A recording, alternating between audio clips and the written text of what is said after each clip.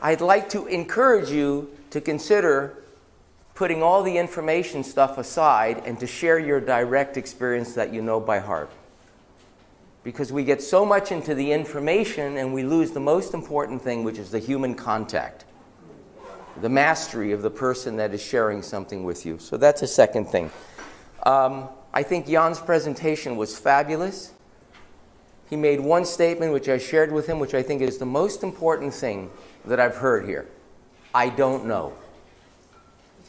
What I've noticed over the last 35 years is that we're continually trying to find proof for things we don't understand. And the problem is you can never convince someone that requires convincing. So if you pull that on someone that doesn't believe, they're going to find a way of seeing right through your crap. There is nothing more accurate than your direct experience. Remember that science is just a series of continually changing theories. It's just a theory that keeps changing. But your knowing is something that is absolute, especially if the knowing does not come from the chattering mind. It just, as Jan said it beautifully, I had a dream. It didn't come from him, it came through him. So I want to encourage you to be in the not knowing. He asked a couple of very important questions about how do bones regenerate and how do tissues regenerate and how do you know where cells are supposed to go and so on and so forth. We keep speaking about ourselves being treated by something outside there because that's the only thing that we're aware of. And the place in between, we call it empty space. But the entire new science has realized that the empty space is absolutely filled. And what it's filled with is light.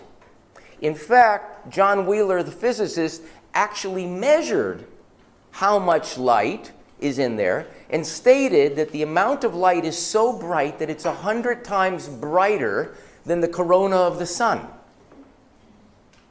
You just can't see it because it's a radial plenum. It's everywhere. Everywhere is the center.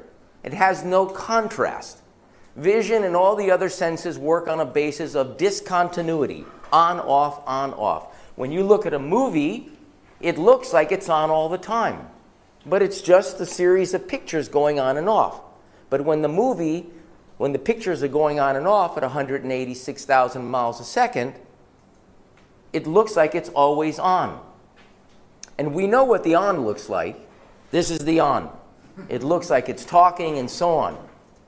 But the off is that field of infinite possibilities where information seems to go from one place to another without going through the middle, where the strength of the message is not reduced because of distance, and where information proliferates in uncertainty, which means it lives in not knowing. Everything is possible. So from that field, this incredible wisdom of regeneration and where the cells go and not go, that's where that comes from. I mentioned on Monday that in 1976 I had a profound experience with my vision during a meditation. That I had done vision training for a while and reduced my eyeglass prescription and my eyesight had improved, but then there was a quantum leap. Something that is totally not understandable to me occurred. I had a 300% measurable improvement in eyesight with no change in the prescription or optics of my eyes, and it has remained for 32 years. In fact, the eyesight is the same. I had 3 exams this year. Even though the prescription, the astigmatism is actually stronger. Okay? What I didn't share with you is that most of my life I had problems in school. I was considered a non-reader. I was one of those kids that you speak about that had attentional difficulties and couldn't read. I could read, I just didn't like to read. I never read books as a child. And it caused me great problems in school and the feeling that there was something wrong with me. I had that until 1971. It was my second year of optometric training.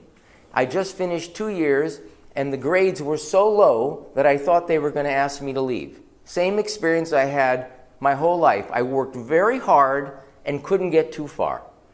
And so when I entered my third year, the first thing that they did is they sent you to the clinic and they asked you to get a vision examination. The student doctor said to me, "Oh, you need a stronger pair of glasses." I'd heard that every 6 months since I started getting glasses. But he said something else I'd never heard before. He said, "You know, your eyes are not working together very well and may be contributing to your reading problem."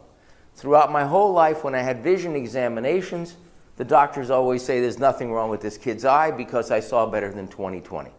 He recommended I did some vision training, some special procedures each day, about 10 minutes a day. I did what everyone else did. I took the instrument home, but I never used it. One day I was doing my homework, and the same thing happened to me that happened every time I did my homework. I fell asleep. When I opened my eyes up, something happened. The first thing that entered my awareness was this device he had given me that was sitting in the corner of the room. I don't know why in that moment something changed, but it grabbed me.